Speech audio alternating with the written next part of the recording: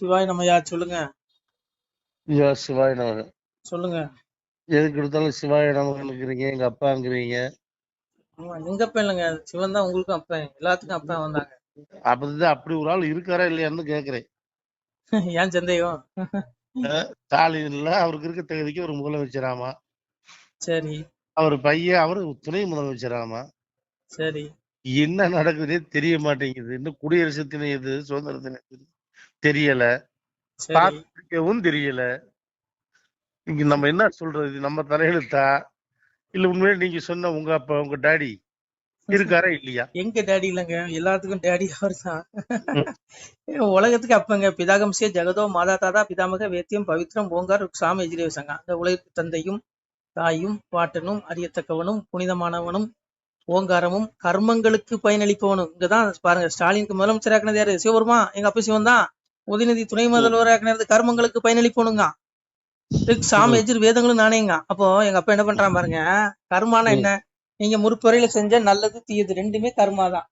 இந்த கர்மாவுக்கு தகுந்த மாதிரி தான் உங்களுக்கு வந்து எப்படி சொல்றது, பிறப்பு இறப்பு எல்லாம் அமையுது. சாரி, மன்னிக்கணும், உங்க வாழ்க்கையில நடக்கிற நல்லது கெட்டது எல்லாம் அமையுது. சரிங்களா? ஸ்டாலின் முதல்வர் வச்சாருன்னா கருணாநிதிக்கு அவரு வந்து முதல்வனா பிறக்கணுங்கிற யாரு அவரா முடிவு பண்றாரு? சொல்லுங்க. இல்ல உதயநிதி ஸ்டாலின் பிறக்கணும் முடிவு பண்றாரு? எல்லாம் சிவன் தான் முடிவு பண்றான். நான் ஒரு பனையேறி குடும்பத்துல பிறக்கணும் முடிவு பண்றது யாரு? சிவபெருமான் தான். அப்ப ஒண்ணு புரிஞ்சுக்கோங்க, நம்ம கர்ம வினை இப்போ தெளிவா சொல்றாரு கீதையில, சாதுர்வர்ணியம் மாயா சிஸ்டம் குணகர்ம விபாசக கர்த்தாரும் அவியம்ங்காரு. என்ன சொல்றாரு? கர்மங்களின் அடிப்படையிலே நான் வர்ணங்களை தோற்றுவித்தேன், கர்மங்களின் அடிப்படையில தான் பிறப்பு அமைக்கிறேங்கிறாரு. நீ எங்க பிறக்கணும்? நீ பணக்காரன் வயத்துல பிறக்கணுமா, இல்ல ஒரு பிச்சைக்காரன் வயத்துல பிறக்கணுமா, இல்ல ஒரு எப்படி சொல்ல ரொம்ப நடுநிலை வியாதி எப்படி சொல்ல நடுத்தர குடும்பத்துல பிறக்கணுமா, ஏழை குடும்பத்துல பிறக்கணுமா, இது எல்லாம் யார் முடிவு பண்றா? ஒன்றிய கர்மா. எங்க அப்பா சிவபெருமா முடிவு பண்றது இல்ல. அவங்களுடைய முன்னெழுத்து நல்லா இருக்குது. எப்படி முற்பிறவியுடைய அந்த புண்ணிய பலன்படி அவங்களுக்கு ஆள்ற தகுதி கொடுத்துருக்கான். ஆனா நீ இங்க தப்பு பண்ணு வச்சுக்க, உனக்கு என்ன தண்டனை தெரியுமா? தெளிவா சொல்றான். ஆசா பாசச தைர் பக்தாக காம குரோத பராயனாக ஈகந்தே காம போகாத மணியனே சஞ்சயானுங்க. அதாவது இவங்களுடைய ஆசை என்னவா இருக்குதான், பதவி வந்த உடனே என்ன நினைக்கிறாங்களா? ஆசைகளாகிற நூற்றுக்கணக்கான கயிறுகளால் பிணைக்கப்பட்டவர்களாக ஆசையையும் சினத்தையுமே பற்றுக்கோடாக கொண்டு சிற்றின்ப போகங்களை அனுபவிப்பதற்காக நீதிக்கு புறம்பான முறைகளில் செல்வம் முதலியவற்றை திரட்டுவதிலேயே முயற்சி செய்கிறார்கள். இப்ப என்ன செஞ்சுறாங்க? இவங்க நல்லது செய்யறாங்களா?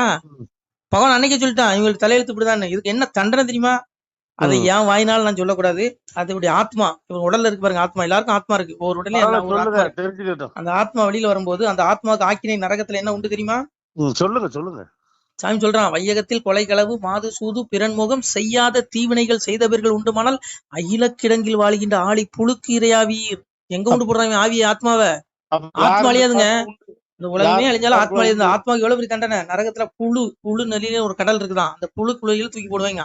அதனால நீங்க இங்க பாருங்க, அதனால நமக்கு ஆள்ற பதவி எல்லாம் வேண்டாங்க, இப்படியே இருந்துக்கலாம். யார் அந்த சாருக்கு உண்டா? எல்லா சாருக்கும் உண்டு. பேசுற எனக்கு உண்டு, உங்களுக்கும் உண்டு. நம்மளும் கர்ம வினையின்படி உண்டு தீர்க்கப்படுவோம். அதனால இவங்களுடைய இயல்பு எப்படி இருக்குமா அதையும் சாமி சொல்றான். காம மாசிரிக்கு துஷ்பூரம் தம்ப மானவிதாக மோகாத் குருகித் ராகான் சிவரதாகங்கிறான்.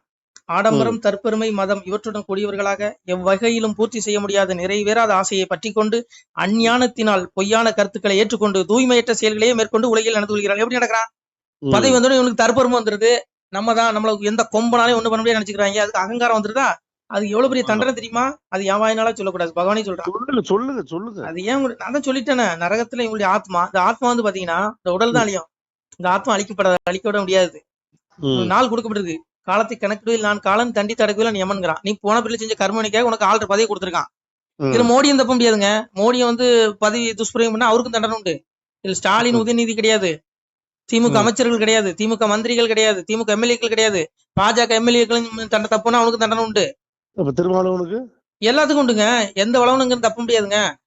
திருமாவளவன் மட்டும் என்ன, அவரு என்ன 11 மாசமா? நம்மளும் அவரும் 10 மாசம் தானே. அப்படியா?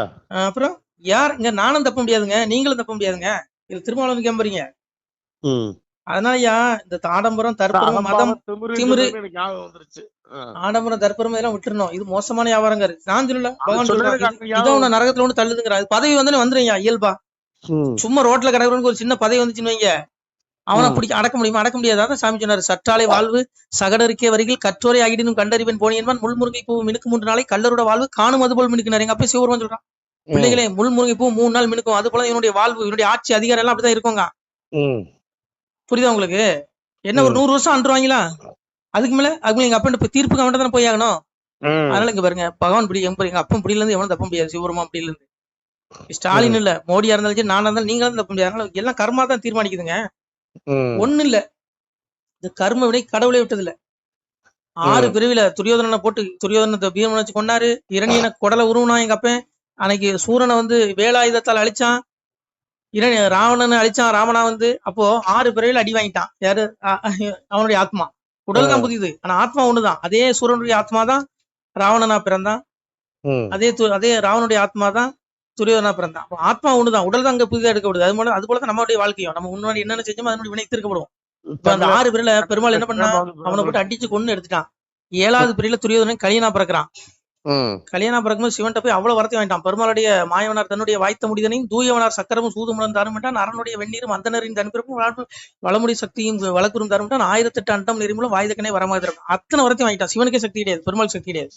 அப்ப பெருமாள் வந்து அடி வாங்குறாரு. எதுக்கு? 6 பேர்ல அவனை அடிச்சதுக்காக எங்க அப்ப கலியுகத்துல வந்து அடி வாங்கினான். அததான் அடி வாங்கும் போது சாதுக்கள் எல்லாம் கேட்கறான், பெருமாளே இறைவா நீ இவங்கிட்ட அடி வாங்கலாமா அந்த கலிப்பேட்டை கேட்கும்போது சாமி சொல்றாரு, முன்முறை விதியால் இந்த முழுநீச பாவி கையால் என் விதி படவே உண்டு, இறப்பொன்று அவனுக்கு என்றதினாலே பின் விதி எனக்கு நின்றாம் பெரும்பூவி ஆழ்வோமக்கா உன் விதி நல்லதாக ஒளிவர வாழ்விதாமன் பெருமாள் சொல்றான். அடி வாங்கிட்டு சொல்றான்.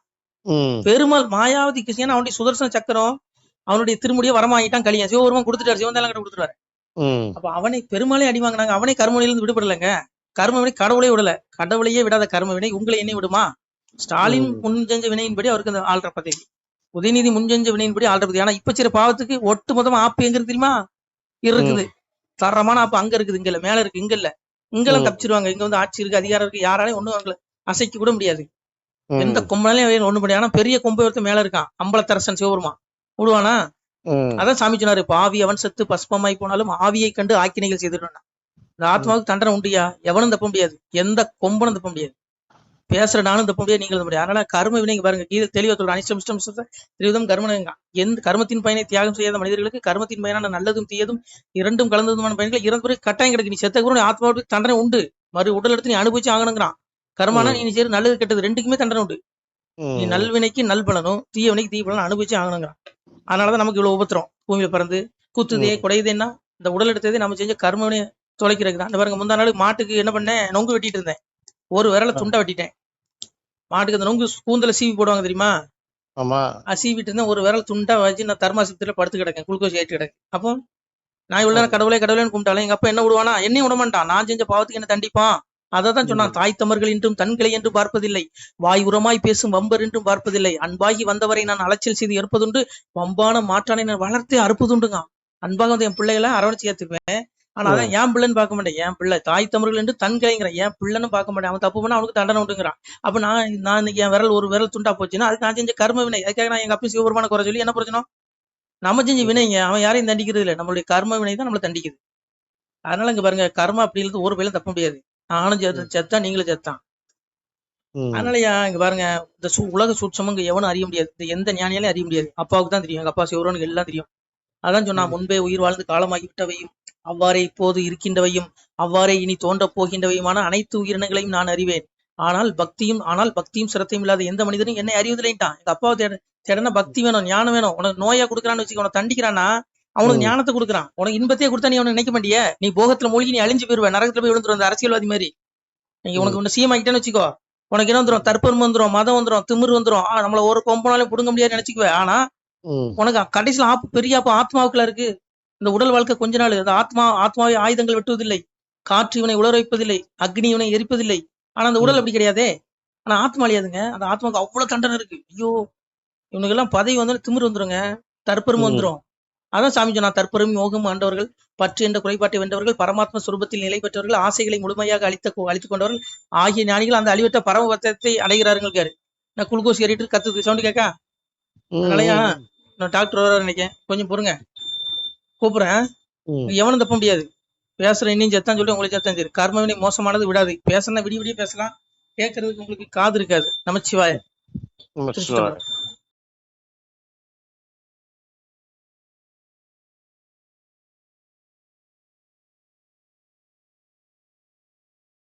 சிவாய நம. திருச்சிட்டம்பலம், தில்லையம்பலம், பொன்னம்பலம். சிவாய நம. உறவுகளே, சிவ அன்பர்களே, தற்போது தாங்கள் இந்த வீடியோவில் பார்க்கக்கூடிய இடத்துல ஒரு சிவாலய திருப்பணி ஒன்று நடந்து கொண்டிருக்கிறது. இந்த இடத்துல பார்த்தீங்கன்னா முன்பு ஒரு காலத்தில் ஒரு சிவாலயம் இருந்திருக்குது. அதாவது இந்த ஏரியா இப்போ ஒரு தென்னை மரங்கள், பனை மரங்கள் சூழ்ந்த காடாக இருக்கிறது.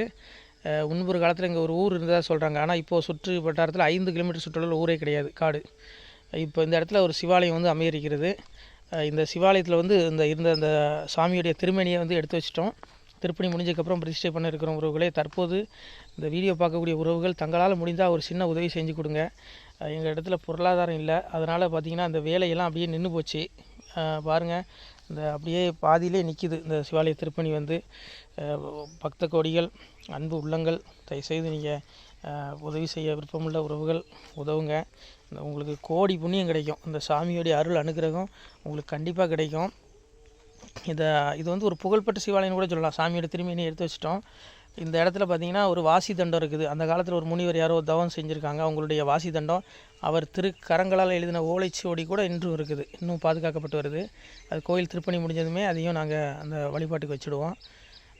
இந்த சிவாலய திருப்பணி சாமி திருநாமம் முக்தீஸ்வரர் அப்படிங்கிற திருநாமத்தில் வழங்குறாரு. நெல்லை மாவட்டம் நாங்குநேரி தாலுகாவில் இந்த சிவாலயம் அமைய இருக்கிறது. உறவுகளே, இந்த வீடியோ பார்க்கக்கூடியவங்க ஒரு 2 பேருக்காவது கொஞ்சம் ஷேர் பண்ணுங்கள்.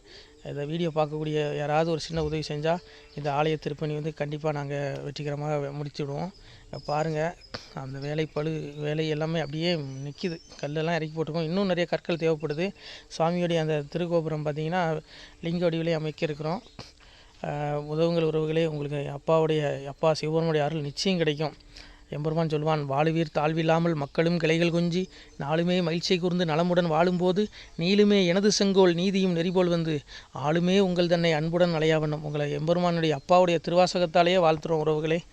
ஆணுடன் பெண்ணும் பெற்று அதிகமாய் செல்வமாகி தானுடன் நினைவுமுற்று தர்மமும் நெறியும் கற்று வேணும்னில் காலமெல்லாம் வெள்ளியர் உடனே வாழ்ந்து போனுதல் கமலநாதன் பொற்பதம் பெற்று வாழ்வீர்.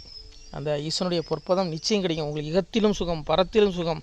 உங்களுக்கு கர்ம வினைகள் மன்னிக்கப்பட்டு உங்களுக்கு நிச்சயம் மோட்ச வீடு கிடைக்கும். இகத்தில் பூரண ஆயுளுடன் நோய் நொடி இல்லாமல் வாழ்ந்து நீங்கள் பரவாழ்வும் பெறுவீர்கள். உறவுகளே, மக்களே, நீங்கள் எல்லாம் வாழ்பொன்னம் பதியிற் சென்று முக்கியமான யுகநில மதிலே தன்னால் கக்கிய பொன்கள் ஸ்வர்ணம் கைமணம் குளிர அன்னம் பொக்கிஷம் நிறைய வைத்து புகழ உண்டு இனிதாய் வாழ்வீர். இந்த இகவாழ்வும் பரவாழ்வும் உங்களுக்கு சுகப்பட அப்பன் ஈசனர்களால் வாழ்த்துகிறோம். இந்த திருப்பணிக்கு உதவி செய்ய ஒரு ஜிபே எண் சொல்கிறோம். இந்த எண்ணில் நீங்கள் உதவலாம். நீங்கள் இந்த எண்ணிலேயே நீங்கள் தொடர்பு கொள்ளலாம். ஜிபே, ஃபோன்பே, வாட்ஸ்அப் எல்லாம் இந்த நம்பர் தான். 93 85 44 31 06. 93 85 44 31 06. இந்த எண்ணில் நீங்கள் உதவலாம், தொடர்பும் கொள்ளலாம். வாட்ஸ்அப்பு இந்த எண்ணு தான், ஜிபே இந்த எண்ணு தான். உறவுகளே, முடிந்தளவுக்கு 2 பேருக்காக ஷேர் பண்ணுங்கள். இந்த வீடியோ பார்க்கக்கூடிய யாராவது ஒருத்தர் சின்ன உதவி, நீங்கள் பெரிய அளவில் செய்யணும் கூட, நீங்கள் ₹1 நீங்கள் தந்தாலும் மனசார வேண்டி ஏற்றுக்கிறோம். உறவுகளே, உதவுங்கள். முடிஞ்ச அளவுக்கு கொஞ்சம் ஷேர் பண்ணுங்கள். நன்றி. சிவாய நம. திருச்சிட்டம்பலம், தில்லையம்பலம், பொன்னம்பலம். உறவுகளே, நம்ம இந்த இடத்துல வாழ்ந்து மறைந்த ஒரு சித்த மகாபுருஷர் பயன்படுத்திய பல 100 ஆண்டுகளுக்கு முன்பு உள்ள வாசி தண்டம் ஒரு சித்த மகாபுருஷர் பயன்படுத்தியது.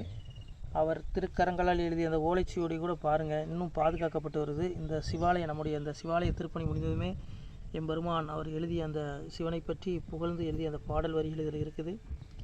இந்த வாசி தண்டம் அவர் பிரதிஷ்டை செய்த அந்த லிங்க திருமேனியையும் இந்த இடத்துல நாம் இந்த ஆலயம் கட்டி நாம் பிரதிஷ்டை செய்திருக்கிறோம். அனைவரும் இந்த ஆலய பிரதிஷ்டைக்கு கண்டிப்பாக வரணும். முடிஞ்ச அளவுக்கு இந்த வீடியோ பார்க்குறவங்க உதவி பண்ணுங்கள். உறவுகளை, பொருளாதாரம் இல்லாமல் திருப்பணி நின்று போச்சு. முடிஞ்ச அளவுக்கு ஷேர் பண்ணுங்கள், உதவுங்க. நன்றி. நம சிவாய. திருச்சிட்டம்பலம், தில்லையம்பலம், பொன்னம்பலம். இந்த புண்ணிய பலன் தங்களுக்கு கோடான கோடியாக வரும். உறவுகளை, நம சிவாய.